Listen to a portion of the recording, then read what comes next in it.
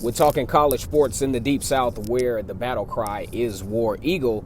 College football is king, and the SEC conference is arguably one of the better conferences in all of college football. And we absolutely love the SEC West because of all the fierce rivalries and great games and action over in that sub-conference of college football.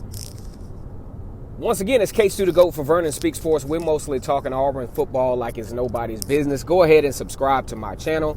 Comment, share this thing, like, unlike, whatever you feel compelled to do.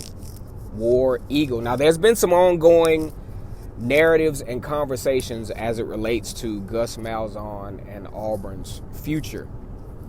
A lot of folks would like to believe that Gus Malzahn is on the hot seat, but I'm just going to be fair with you. When you're coaching football or coaching any sport in major college, you're always, in a roundabout kind of way, on the hot seat. You're always one win away from pissing the whole fan base off.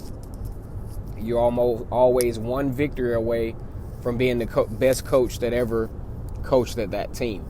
Now, I'll say that to say this. When the fan base is analyzing, the outcome of the coach as far as a tenure standpoint, the fan bases are looking at this thing very emotionally. How is what's going on? How does it make me feel as a fan? Like, for example, the manner in which Auburn lost to LSU 22-21. It was just a gut-wrenching feeling to literally have the game in hand. 8 minutes left in the game, 21-10. Auburn was pretty dominant up to that point. You're starting to think, okay, we can enjoy the rest of this afternoon. And lo and behold, a big play puts LSU right back in the game.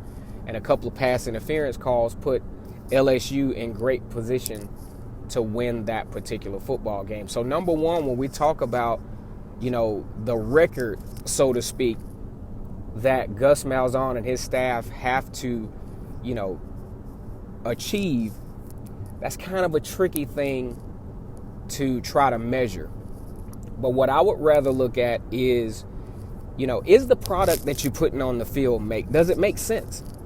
When a fan or when a college football recruit, when they're looking at the football game, can they associate themselves with this type of system?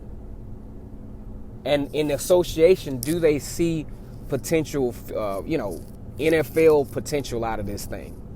Or whatever the case may be, something that you put on the field that makes sense and this doesn't embarrass the fan base, doesn't embarrass the recruits looking at this like, oh man, I can't do this, right? And there have been times where, unfortunately, under the Gus Malzahn era, there have just been displays that just didn't make sense. The Clemson game, where all the quarterbacks were on the field. The lack of adjustments in the UCF game. The lack of adjustments in the Georgia game. Surrendering huge leads over LSU and losing 2 years in a row. Those things don't make sense. And it makes for a very irritating viewership. Okay? So when I look at this, I'm like, all right, if Auburn could just put something on the field that makes sense, very sustainable, something that's somewhat predictable, like the Tommy Tuberville days.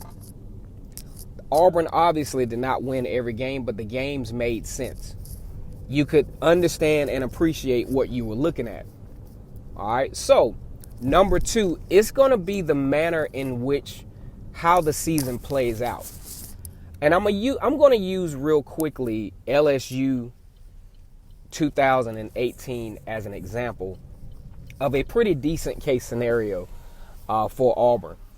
Now, I would go out on a limb and say that Auburn will probably lose at least 2 games. Just judging the schedule, judging everything involved, it's plausible to think that Auburn would lose 2 games, okay? Now, when I look at the LSU schedule, that's a schedule to me that made sense. That's an outcome that made sense. LSU started off the season with a huge win over Miami and carried a nice little winning streak on into Florida. They actually lost to Florida 27-19. Now, given how Florida turned out, wasn't an absolutely horrible loss. Okay, also playing against Alabama. Alabama had one of the best offenses in the country. LSU, in my opinion, was the team that made the country believe that Tua Tagovailoa, to some degree, could be stopped. Only holding Alabama to 29-0, including a long touchdown run by Tua Tagovailoa because LSU's coverage was so good. The middle of the field was wide open. So you lose that game 29-0, still tracking a pretty decent season. Now, an unlikely, just unheard of type of loss to to Texas A&M in overtime with the 74-72 loss to Texas A&M. It's a disappointing loss, but I mean, it is what it is. That kind of game just, it just was what it was, right? So we're still not quite mad at LSU. LSU goes on and beats UCF in the bowl game to finish off 10-3. That's the kind of season, if Auburn does not win the SEC championship or go on to the college football playoffs, ideally, the LSU season from 2018 is something that the Auburn fan base, in my opinion, could live with.